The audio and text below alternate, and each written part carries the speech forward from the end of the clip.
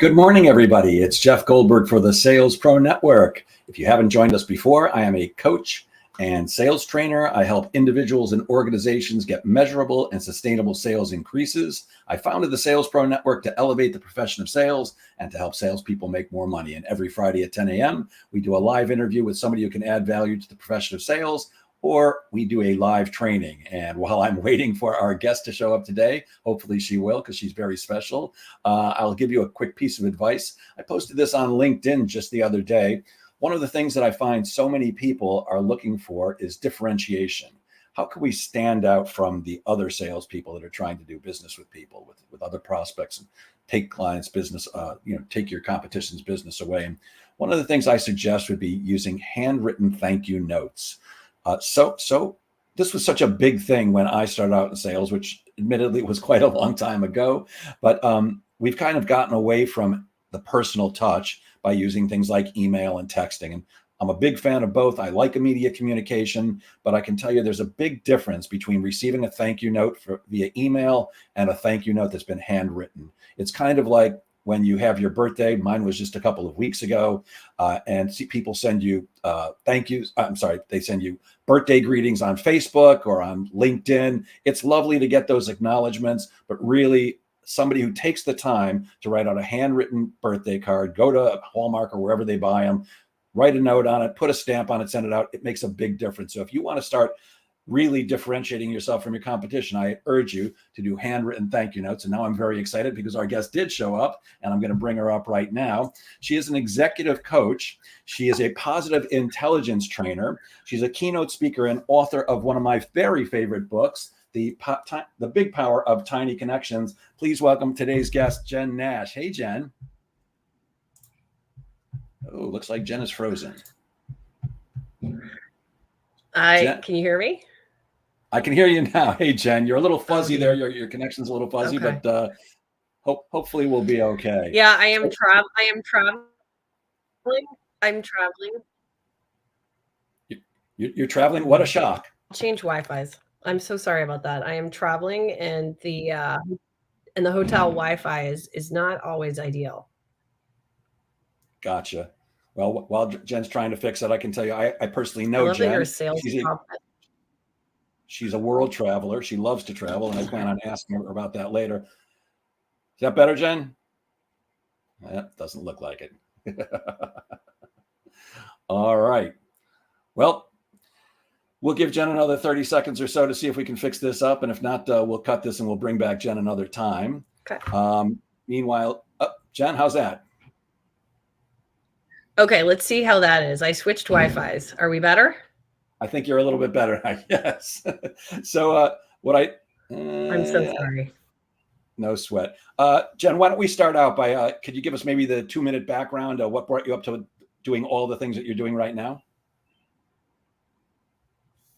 The short answer would be COVID, but the long answer would be, so I worked in digital marketing for 25 years as a creative director and a content strategist. And I think over time, one of my passions was supporting women around knowing their worth, negotiating for more. And I started mentoring, and I started a website and a whole brand called Money Instigator.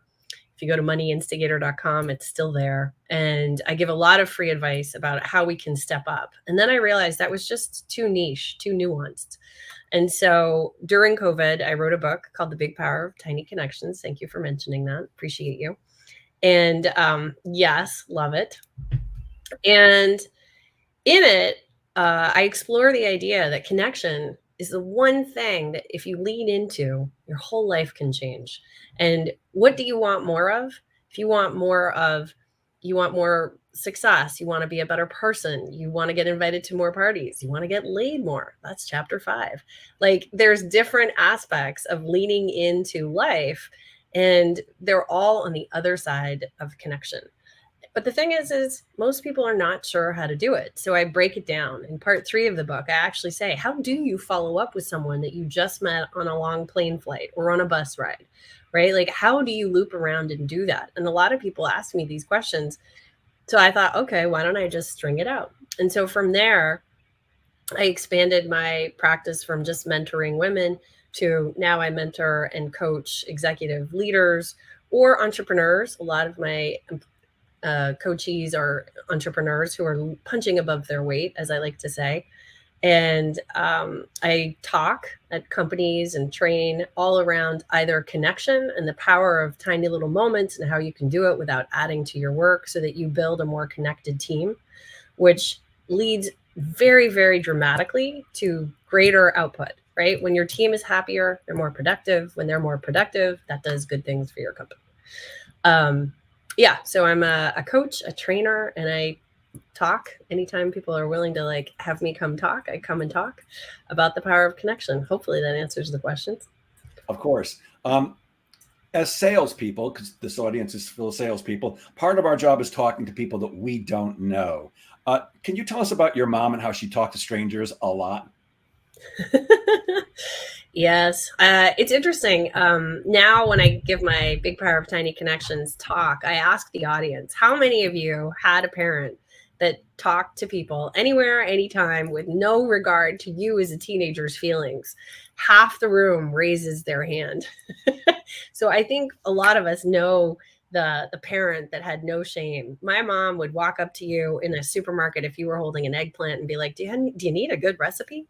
You know, she would look at your clothes and comment if she saw something she liked. You know, she would talk to people about health, wellness, life, spirituality, whatever came to mind. And there was just no barrier, sometimes no filter either. And she inspired me in a lot of ways because we traveled so much when I was a kid. We moved from Malaysia to Hong Kong to Japan to Sydney. My mom picked up a smattering of Asian languages, and she would just address basically almost anyone who was Asian in most likely the wrong language. And it used to be mortifying to me. And I mean, in today's, diversity and inclusion world, very inappropriate. But one day I said to her, I said, what are you doing? Just say thank you in English. And she said, yeah, but when I get it right, it just really makes their day. And it does. And so my mom would lead into any kind of connection that she could see or that she could extrapolate from how they were showing up, which I think when you don't know someone as a salesperson is, hopefully you're astute and you're looking at the person holistically and you notice their shoes or their cool bag or the fact that they're wearing a vintage watch, and you can lean into that as a little filament of connection. So in a post a couple of months ago, you said, I'm letting you in on a secret. I don't like talking to strangers. Having met you and knowing you personally, you're an exceedingly friendly and outgoing person who can talk about anything.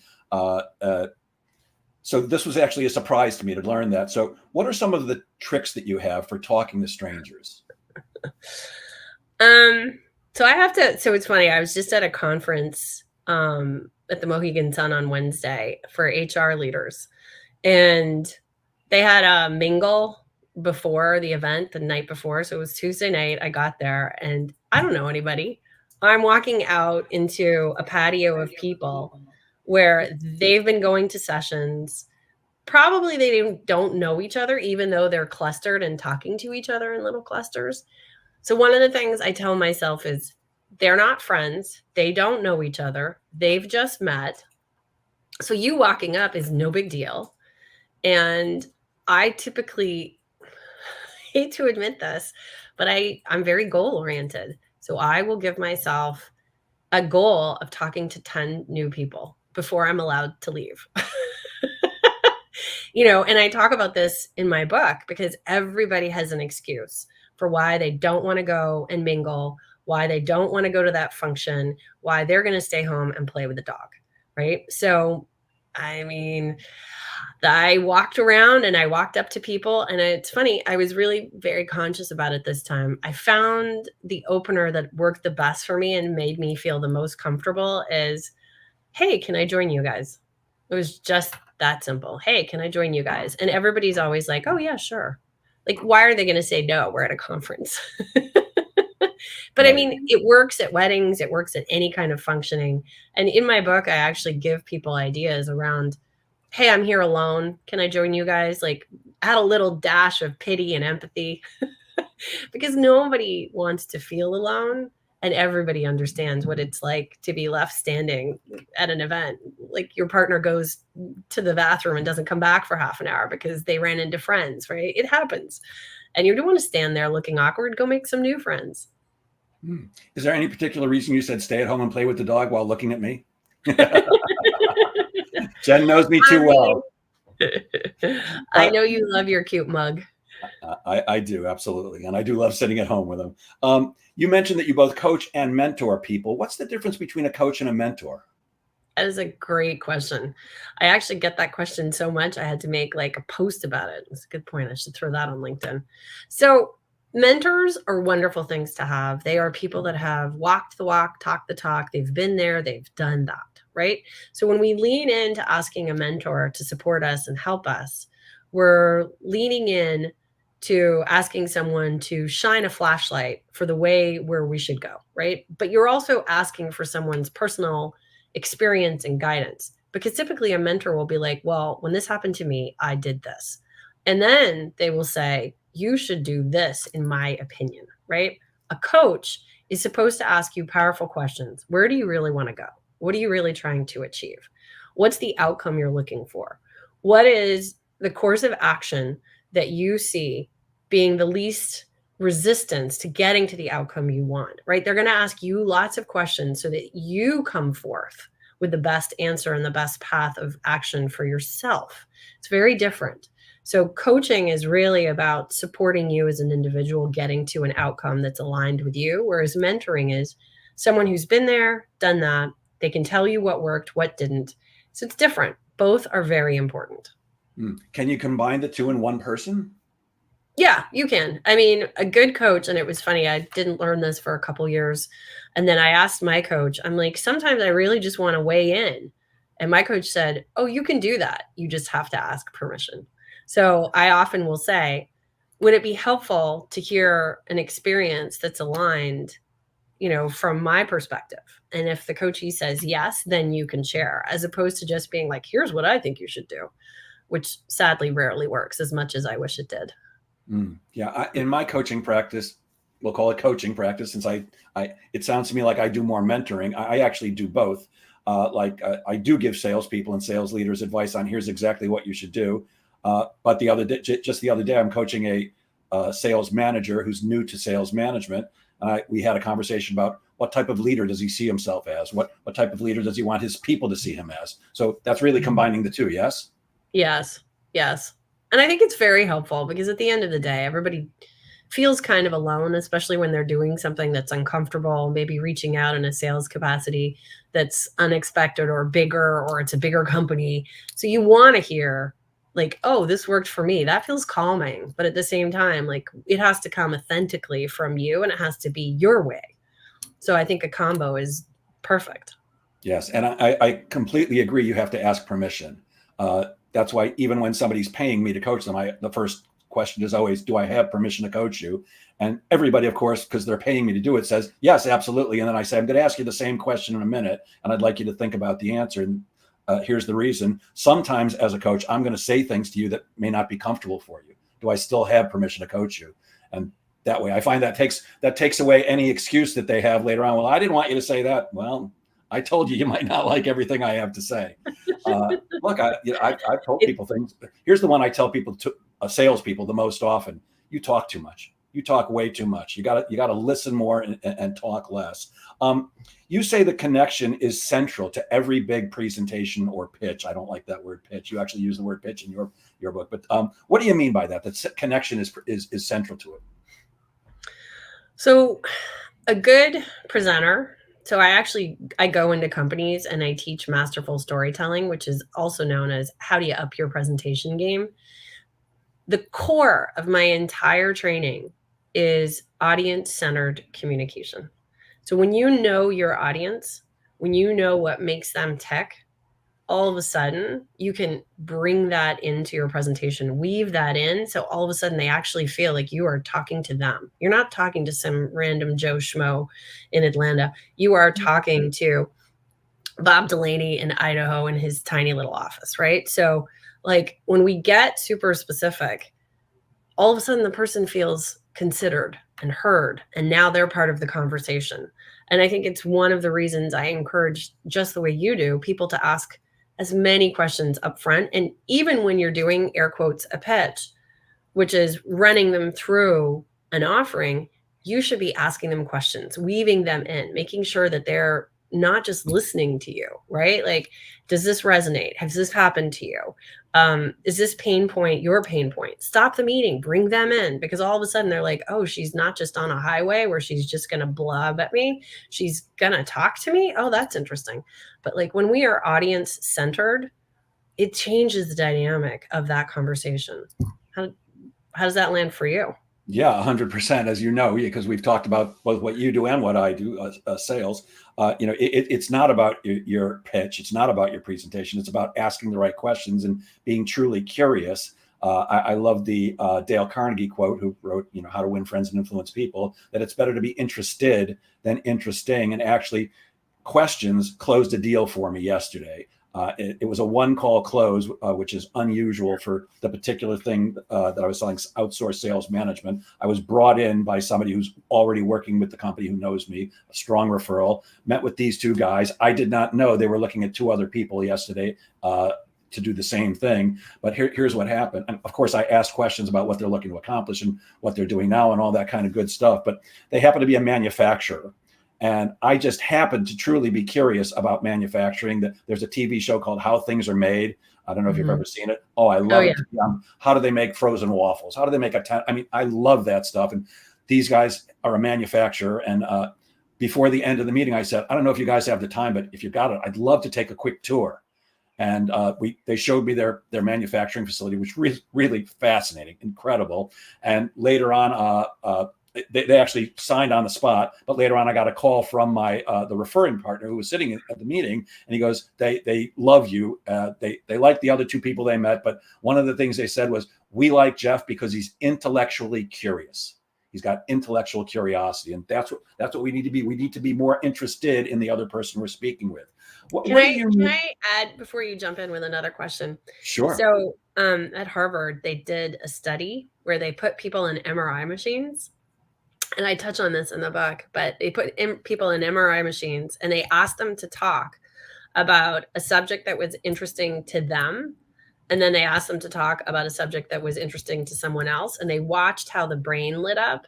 And then they shifted it and they said, now we want you to talk about yourself. And, Justin here is going to listen to everything you say. And when they were talking about something that they were passionate about themselves, and they knew someone was listening, the areas of the brain that lit up were akin to the same areas that light up when we have sex, when we do drugs, it's all the pleasure centers, or we have a delicious meal. Like it's literally flooding our brain with good vibes. So I think if you ever need to remind people that talking is not the way to get someone to like you, that might be a good tip.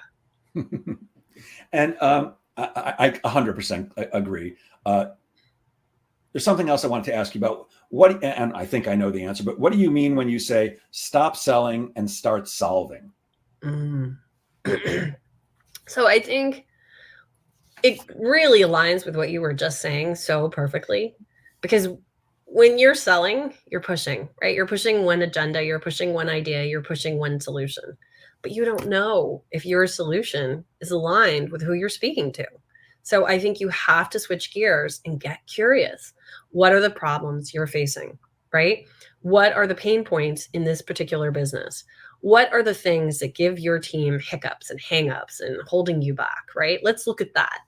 Maybe my solution is aligned. Maybe it's not. But if it's not, maybe I refer you. Because at the end of the day, I want to be in alignment with you, because maybe your solution isn't ideal for them now, maybe in 6 months, maybe in 2 years. But also, how great is it to have someone say, listen, I don't have, a fighter in this game, but at the same time, we've invested time. Let me see if I can help. Like everybody loves to hear, let me see if I can help. So if we can stop pushing and start solving, I think at the end of the day, also your sales relationship grows in its humanity. Love that. So, what are some of the things that sellers can do to connect authentically? Well, unfortunately, it really revolves around being curious about the other person because we have to figure out what do they like. So, like, I know you like pugs. If I was Okay. trying to build a greater relationship with you and we met at a cocktail party, maybe it was a networking mingle, I would probably wait 6 days and then I would text you a pug meme and say, this made me think about you. Happy Friday. Like TGIF is always a really nice, chill way to reach out to someone. And that person's going to be like, oh my God, they thought of me. They aligned with the pug.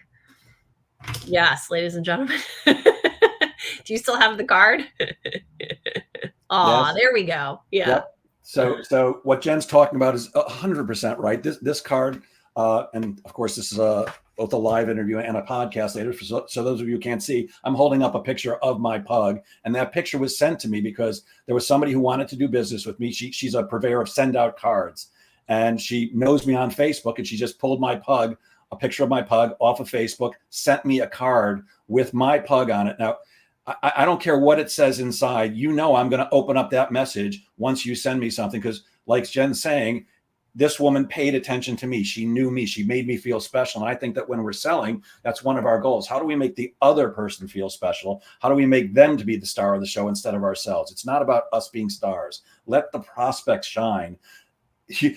You'll be shining too when they say yes to you and hand over their money and their trust in their money.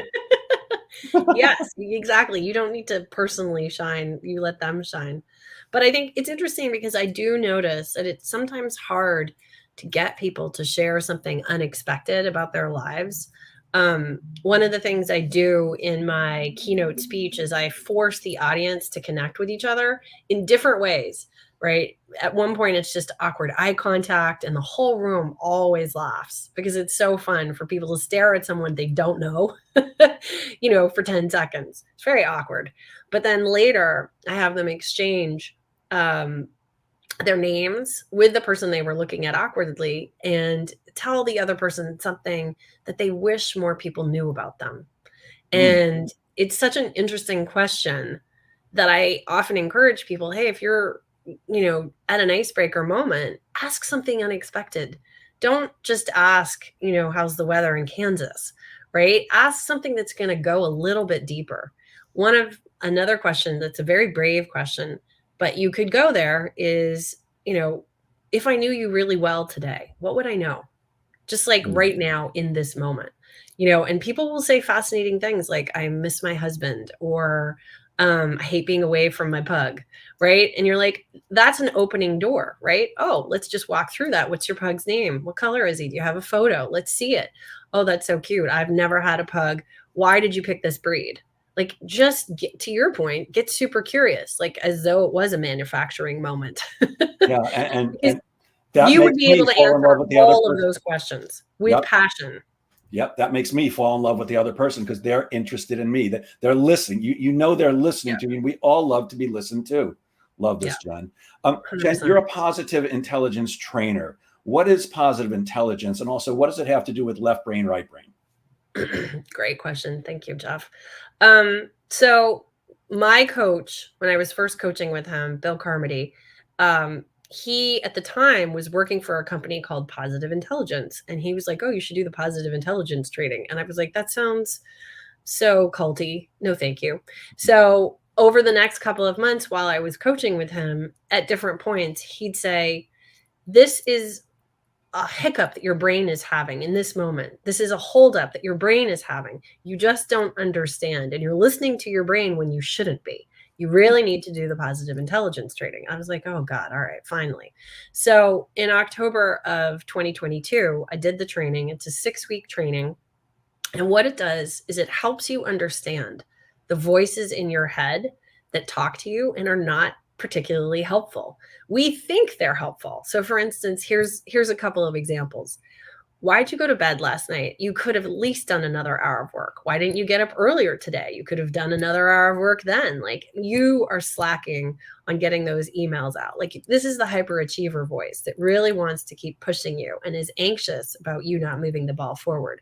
But then there's the other one that says, oh my gosh, I gotta get this, and this done so that everybody in the office is happy. Like the pleaser, you want to keep everybody happy. And then there's the voice that says, if this isn't done this way, and then that's followed up with that way, none of it will be worth anything, right? And that's the stickler or the controller, depending on.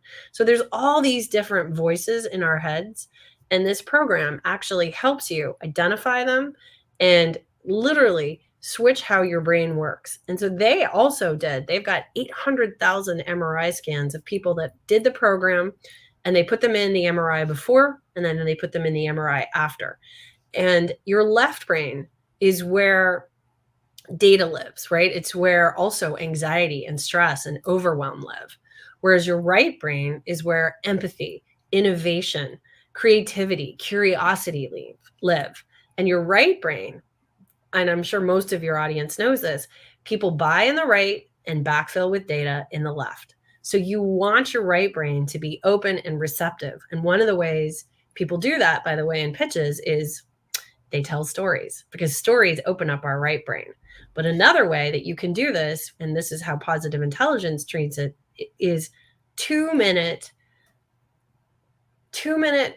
I guess it's mindful techniques, right? I call them somatic meditation, but the problem is the minute you use the word meditation, you lose like 90% of people. They're like, oh, I don't want to do a meditation. That sounds foofy. But the thing is it's as simple as right now, wherever you are listening to this or watching this, scan your body, notice what you're feeling, notice where there's tension in your body, notice where you're hot, notice where you're cold. Just be present in your body. And if you can do that for 2 minutes, 6 to 7 times a day, throughout the day, scattered, sort of like a cheese on a salad. If you can scatter this throughout your day, it will actually change how your brain handles stress. And why this program is so powerful for salespeople is every time you get a no and it brings you down, you're not operating at peak capacity, right? So with positive intelligence, their whole philosophy is we don't know if it's good or bad. Maybe you didn't want that client. Maybe that client was going to be hell in a handbasket, right? So what if you just keep going all the time with the belief that everything is as it should be, and you just keep getting up with 100% strength and going? Their data shows that salespeople who do this versus the team that doesn't do this sell between like 37% and 87% more.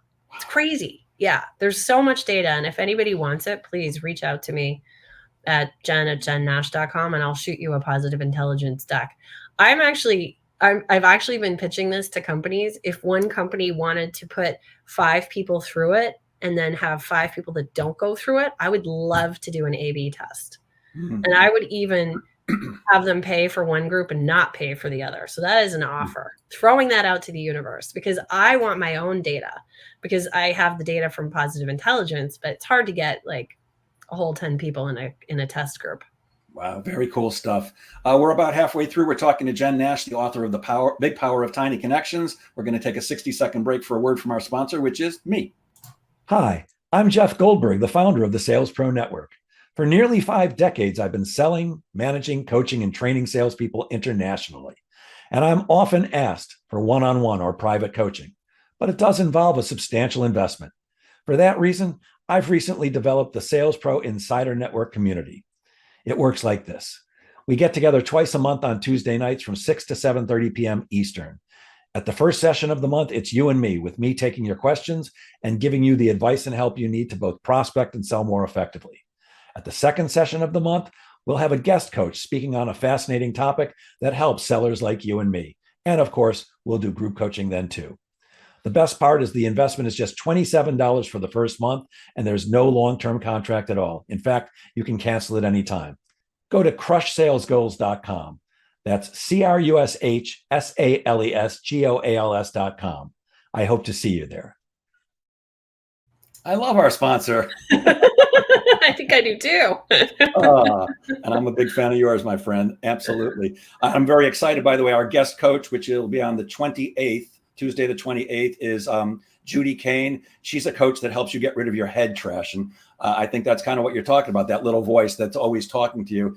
She's actually amazing. I did a session with her. She's really cool. So anybody who's interested in that, you can DM me via our Facebook group or email me at jeff@jgsalespro.com. I'm happy to give anybody a free pass to that event. Just curious. Would it be possible to upload a link wherever you post the podcast? Because there's actually an assessment that people can take to know what percentage of the time their brain is helping versus hurting.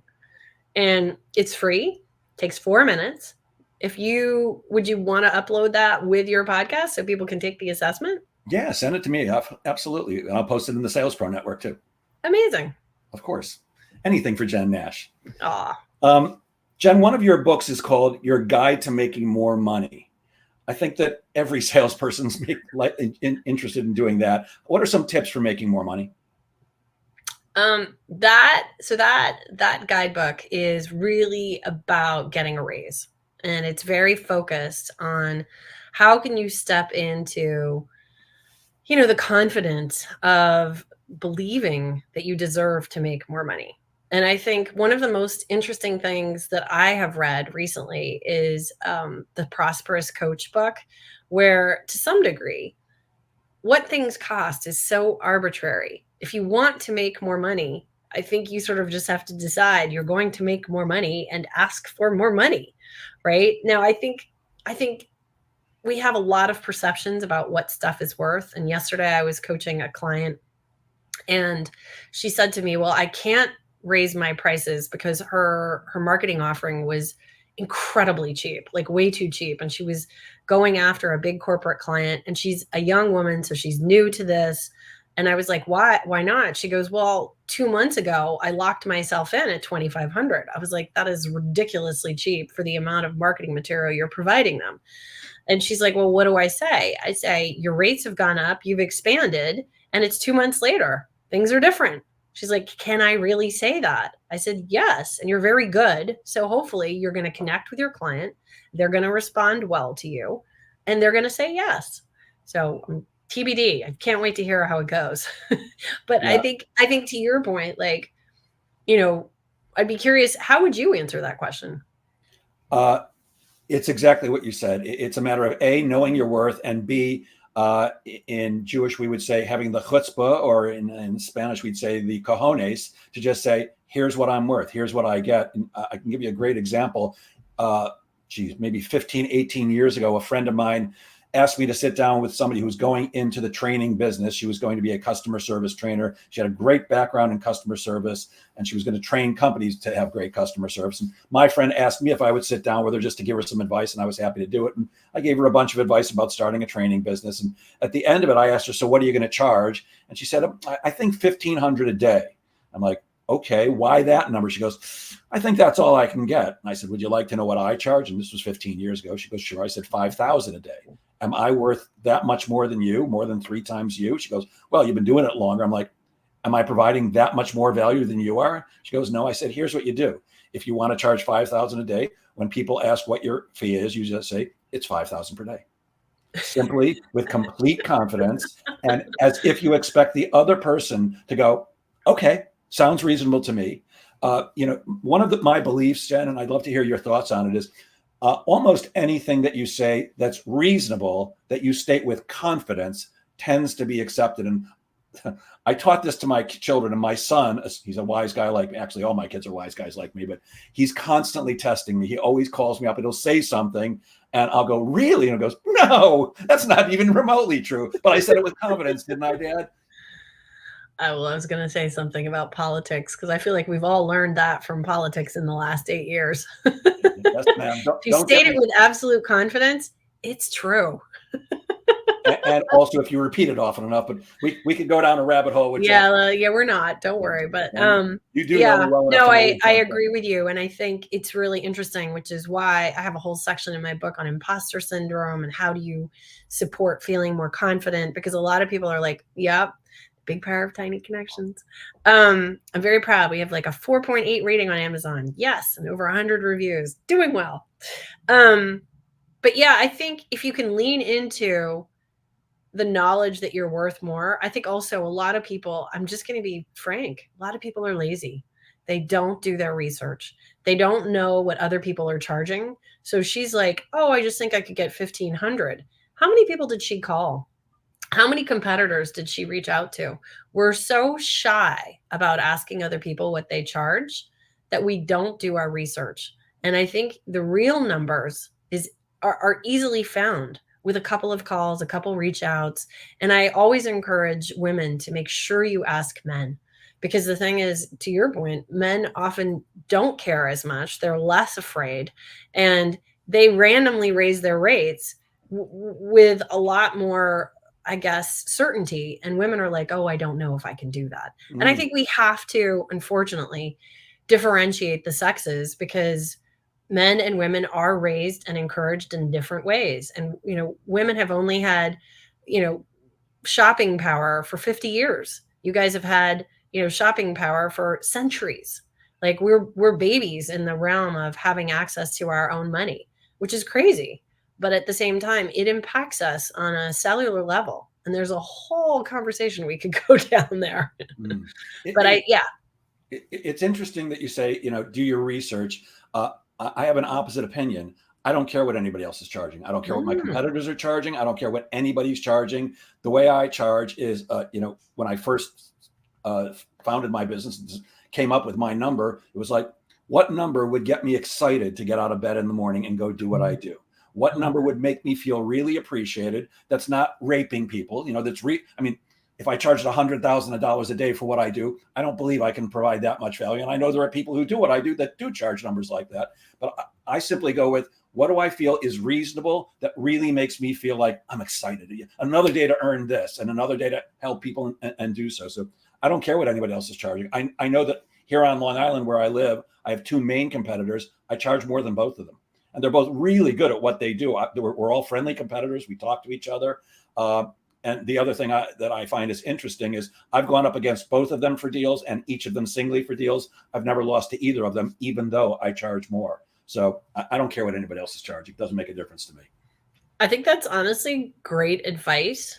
I just think a lot of people are not that bold. So if they're not that bold, go do your research. And if you are that bold, I love what you said about what is going to get you excited. Yeah. Because I think I'm in a transition period in my career where people always want you to come and speak for free, but it's a lot of wear and tear on your life, on your time. And honestly, it's not that much fun that I want to go and do it for free. So a part of me has started to be like, okay, what's the minimum I would take? I have to just set something and be like, sorry, this is my rate. Like, if you don't have a couple grand to have me come talk, I can't do it. I would just leave out the sorry, never apologize for your rate. And the National Speakers Association says the difference between a public speaker and a professional speaker is a professional speaker gets paid. Yep. A public speaker stands out on a street corner and, they're just talking to the world. And there's nothing wrong with doing that. But my favorite is when organizations reach out to me as a speaker and they want me to come speak and they want me to pay them. Well, we have a fee for speaking here, or you have to join our group. I'm like, really? Okay, what's your group cost to join? I had one say it's $800. I said, great. Well, I charge $5,000 for a 1 hour speech, so we can take the $800 off that. Will you pay me $4,200? And they're like, no. I'm like, sorry, I won't be there. Look, you have to. You said know your value, which makes me think of Mika Brzezinski. I don't know if you're aware, she has this thing for women called Know Your Value. I think she even has a website, Know Your Value. But you have to know your value. You have to know the value of your time. I mean, people like you and me, we sell our time and our expertise. And whether you're selling a product or a service, there is a value attached to it. And I think if you give yourself away too cheap just to close a deal, you're making a mistake, which is why I don't negotiate. I teach people to negotiate, but I don't drop my fee by a penny. You want to pay somebody less? Let me introduce you to some of my competitors. They'll do a great job. But if you want me, here's what it's going to be. Anyways, I think that's very powerful. I just think a lot of people shrink from that, but I love it and I commend it. Thank you. I think one of the things that also gives me the ability to do that, which I preach constantly in both this organization and everybody I speak to, is I'm able to do that because I've always got prospects waiting, because I'm continually prospecting. If you don't have enough prospects in the pipeline and you need deals too badly, you will drop your price to almost give it away sometimes.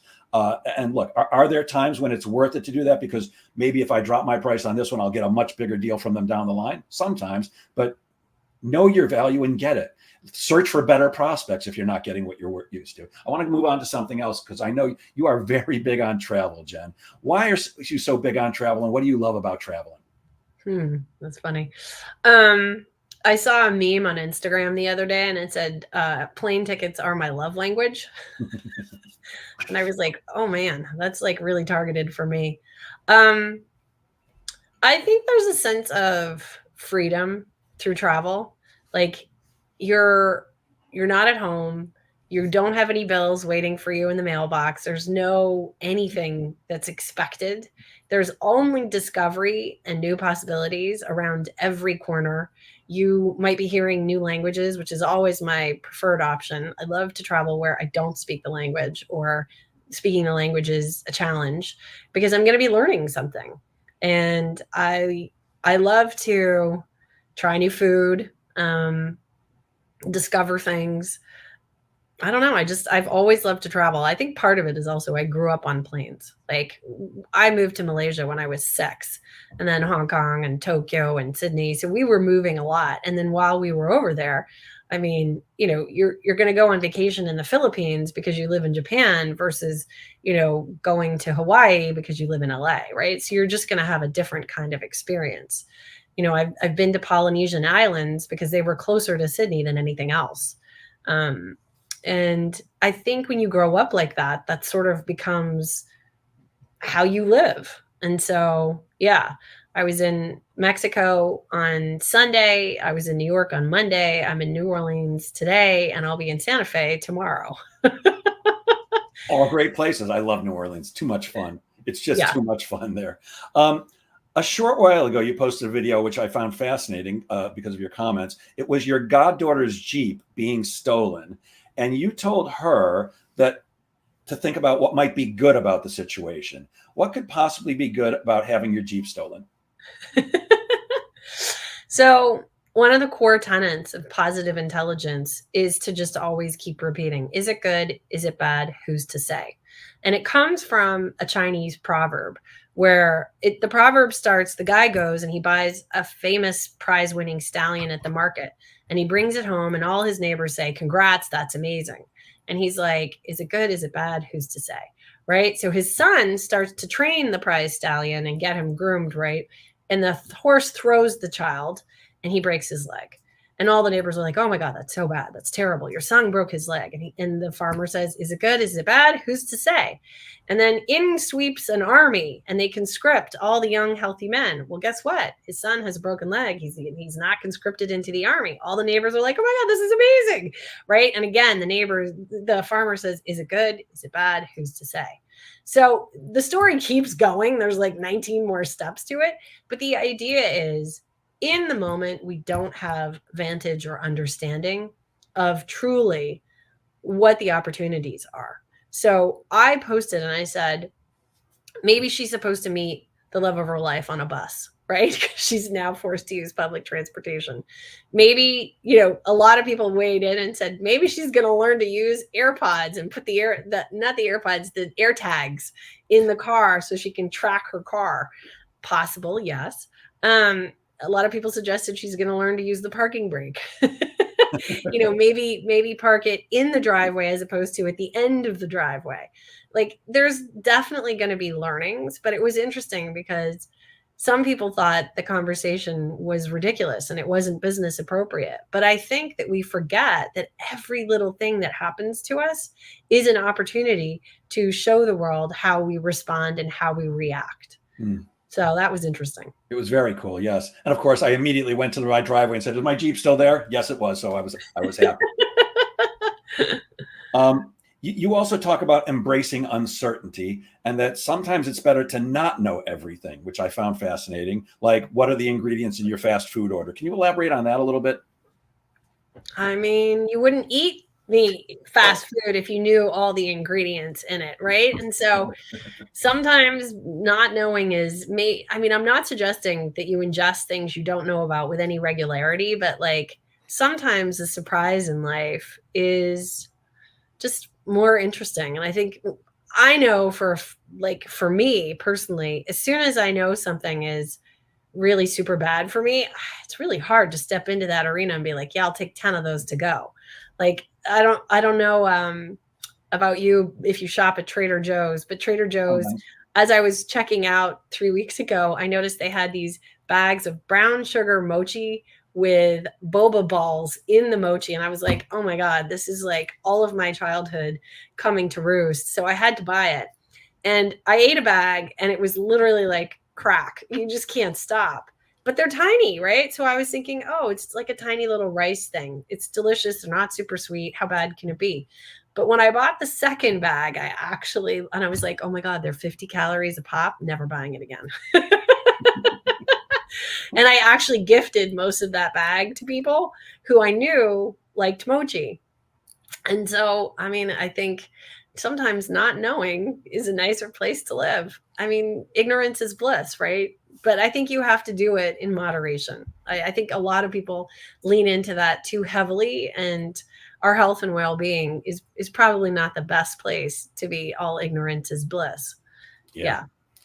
Unfortunately, I relate to that too clearly because there are many times when I'm eating something and I'm like consciously not looking at the packaging because I know that what I'm eating is just not good for me. And if I actually look at it, I'm going to go, oh, this is not good for me. I'm not going to eat it. And maybe that's a good thing or a bad thing. I'm going to hold your book up one more time because I love it so much. The Big Power of Tiny Connections.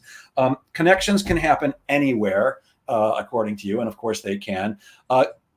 First of all, guys, Jen is an amazing storyteller. And in her book, there's many times, let me share an example with you, or let me tell you a story. Actually, it's let me tell you a story. Every story is just fantastic. And one of my favorites, which I'm going to ask you to share with us, can you share the story about how your bicycle tires being flat led to a love connection?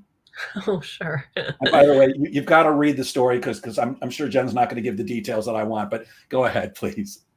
It's a cute story. So, I was in my early 30s and I had been working in advertising since, I guess, a decade. And I met a guy very randomly through a personal ad. And we went on probably the worst date ever in New York.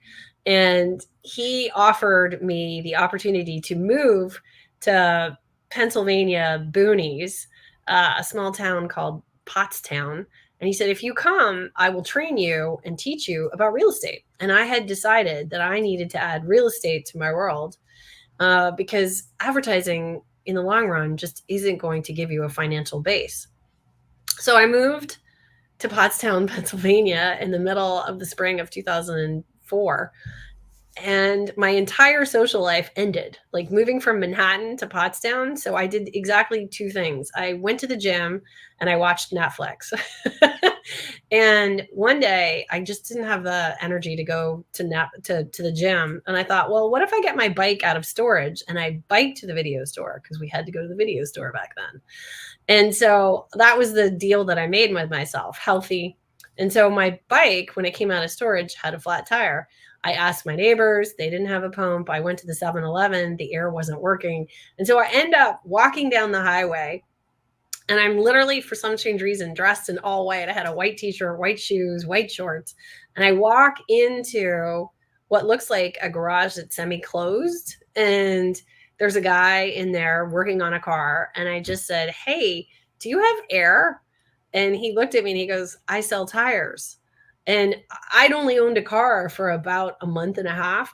I'll be honest, I thought tires came inflated. So I did not think the two things were I was like, oh, he's like a piece of cheese, sort of a sandwich here.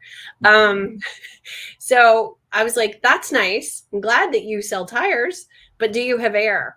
And he thought the same thing of me. He's like, she's not too bright, this one. And so he immediately grabbed my bike, whisked it over, starts adding air. And when he tells the story, because I was all in white and the sun was behind me, like he felt like an angel had walked in that day. And so he fixed my bike and I thanked him and I went on my merry way. And in those small moments of exchange, he found out that I worked at Pottsgrove Townhomes and that's where I was. And so we didn't exchange numbers or anything. But a couple days later, he sent his brother in to like see if I actually worked there. And for some strange reason, I don't know why he sent his brother in, get a pamphlet. And then he called me and he asked me out. and we went out and had, you know, a super random first date that involved pagodas and Dairy Queen.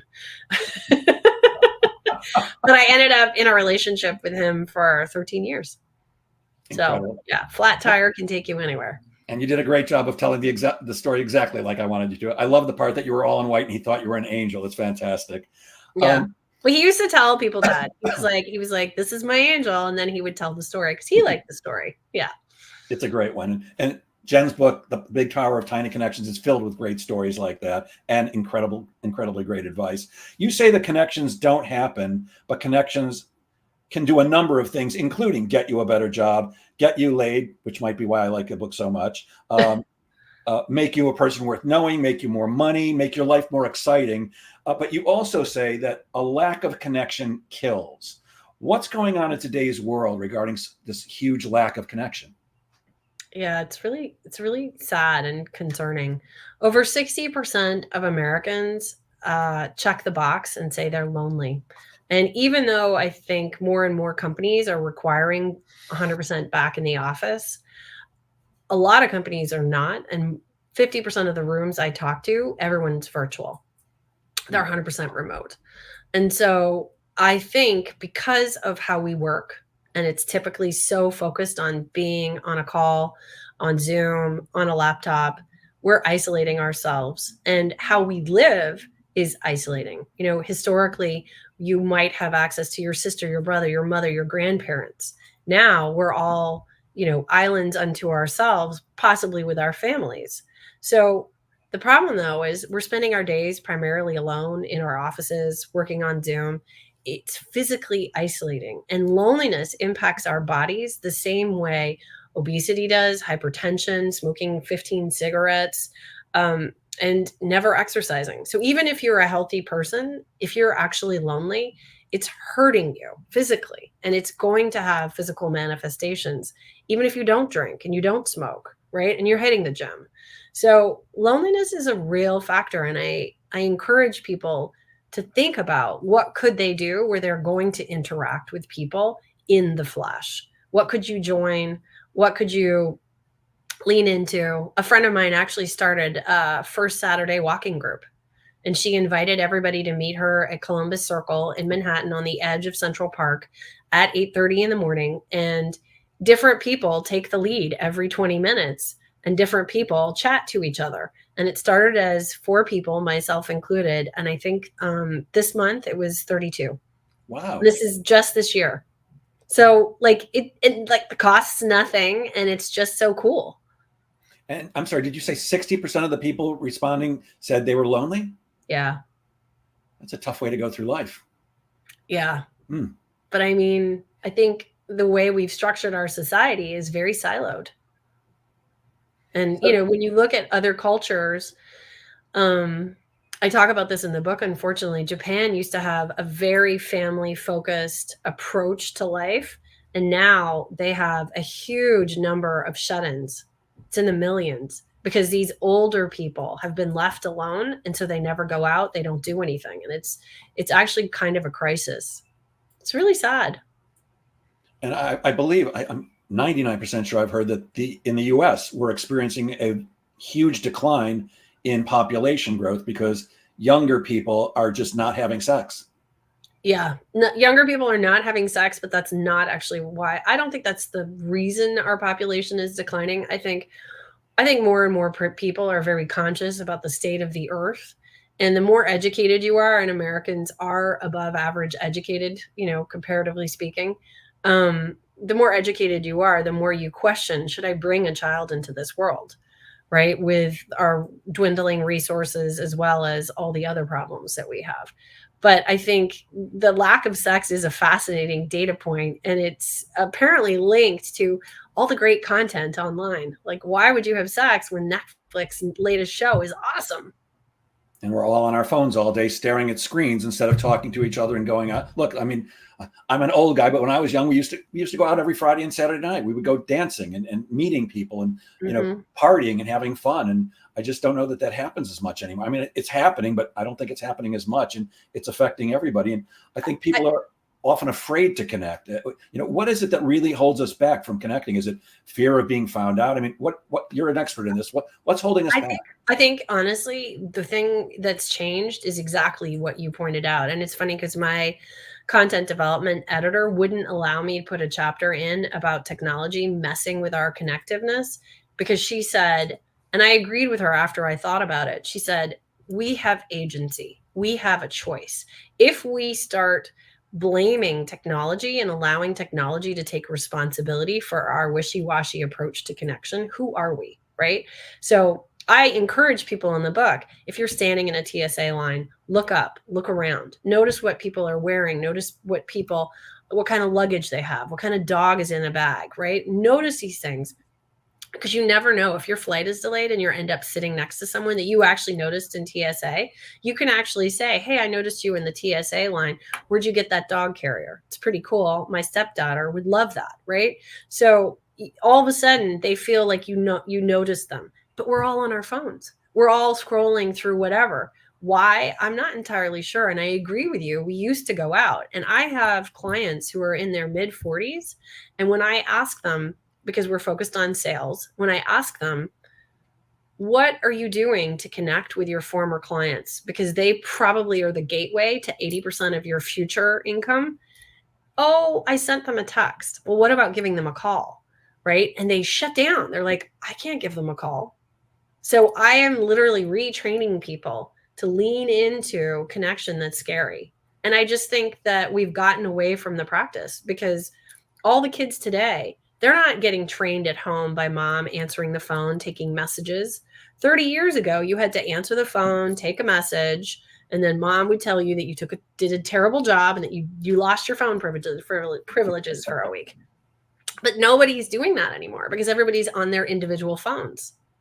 So it's changing how we relate. And so it's just awkward. I think people are scared and uncomfortable. Yeah. I love that you mentioned the TSA line, because one of my advices for salespeople is, if you're on an airplane, just talk to the people sitting next to you. Just say, hi, my name is Jeff. I'm just curious. What do you do for a living? It opens up conversations. And I've gotten business because I've had conversations with people on airplanes just saying, what do you do for a living? You never know. One of my favorite phrases, I think is you never know. You never know who you're speaking with, who they know, how they might be able to help you, how you might be able to help them. You've got to be willing to have those conversations. We're way short on time. I do research on every guest. I've still got 75 more questions for you. Let's go with this. Let's go with this last one. You say that living a more exciting life requires that you're ready to do things that make you nervous or uncomfortable or scared, and that you must be willing to jump at any and all offers. What do you mean by that? Just say yes more, right? So many of us are like, oh, I can't make it. I can't do it. But can't you really? Like, say yes more to everything. And I've noticed even with myself, I'm like, oh gosh, do I really want to go and learn a new dance step? Like, that's going to be hard. But at the same time, neurologists show that when we do things that are new and unfamiliar, it's actually really, really good and healthy support for our brain. It's one of the things you can do to fight dementia and Alzheimer's, learning new things, especially if there's a physicality to it. So my attitude is, if you want a bigger, better life, you're not going to find it doing the same old thing, sitting on the couch every weekend, right? That's just not where it is. And I know most people are like, oh, I'm gardening, I'm on my bicycle, I'm doing this, I'm doing that. Great. If you're happy, we're not suggesting you have to change. But if you want more, you're going to have to say yes. And honestly, get curious about yourself. What would you like to do before your time is up? Lean into that. Maybe you start some kind of a hang gliding group. I'm kind of curious about paragliding, that thing where you walk off a hill and you just float. I'm kind of into that. Absolutely. It's on my bucket list 100%. Well, Jen, we are out of time. I'm going to plug your book one more time because I love it so much. The Big Power of Tiny Connections by Jen Nash. Jen, if people want to reach out to you because they're interested in maybe having you as a speaker, they want to know about positive intelligence or coaching services, what's the best way for them to get in touch with you? You can reach out on my website, jennash.com, JENNASH.com, or shoot me an email, jen@jennash.com. Super easy. You're the coolest, Jen. That's why I adore you. And thank you so much for sharing your brilliance with us so generously today. And I will end as I always do. Guys, please remember that sales is a game of making things happen. So get out there and make sales happen. Have a great weekend, everybody. Have a great weekend, Jen.